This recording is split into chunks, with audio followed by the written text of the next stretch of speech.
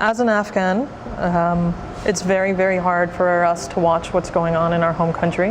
ایک افغان ہونے کی حیثیت سے یہ دیکھنا بہت مشکل ہے کہ ہمارے اپنے وطن میں کیا ہو رہا ہے، اور ہم خود کو اس لحاظ سے بے بس اور مایوس محسوس کر رہے تھے کہ ہم اپنے ہم وطن افغان شہریوں کی مدد کس طرح کر سکتے ہیں۔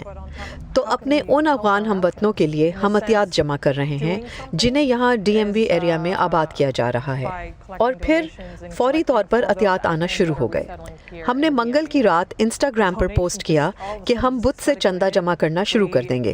اگلی صبح جب میں اٹھی اور اپنا ریسٹورانٹ کھولنے کے لیے گئی تو میرا بھائی پہلے سے ہی وہاں موجود تھا، اور لوگوں کی ایک لمبی قطار تھی جو صرف چندہ دینے کا انتظار کر رہے تھے۔ اس بے انتہا خلوص اور مدد کرنے کے جذبے کو دیکھنا بہت زبردست تھا۔ ہم افغانستان چھوڑ کر 1980 میں اس وقت آئے تھے جب سوویت یونین کے قبضے کے ساتھ وہاں جنگ کا باقاعدہ آغاز ہوا تھا۔ میں بہت چھوٹی تھی۔ ہم نے بہت ہی برے حالات میں ملک چھوڑا کیونکہ وہ ایک اور جنگ تھی۔ اب جب میں ان تارکین وطن کو دیکھتی ہوں تو کہتی ہوں کہ ہم سب افغانستان سے آئے تارکین وطن ہیں، مگر مختلف جنگ سے۔ اگرچہ جب میں نے اپنا ملک چھوڑا تو میں محض 6 ماہ کی تھی، لیکن آپ کا دل اور جان، ہر افغان کا دل اور جان افغانستان میں ہی ہوتا ہے، چاہے وہ یہاں پیدا ہوئے ہوں یا افغانستان میں، یہ ہمارے خون میں ہے۔ لیکن میں نے گزشتہ 20 سالوں میں افغانستان میں بھی وقت گزارا ہے۔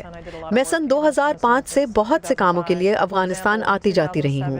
مثال کے طور پر سن 2007 میں میں نے لڑکیوں کے لیے باسکٹ بال کی کوچنگ کی، اور طالبان کے اقتدار کے بعد یہ پہلی بار تھا کہ لڑکیاں باسکٹ بال اور فٹ بال کے کھیلوں کی جانب واپس آ رہی تھیں، اور میں واحد ایک خاتون کوچ تھی جو امریکہ سے ایک پروگرام کے تحت واپس گئی تھی۔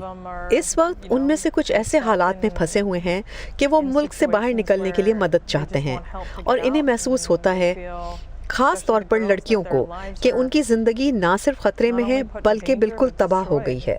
I will always say there's always going to be hope. Sorry.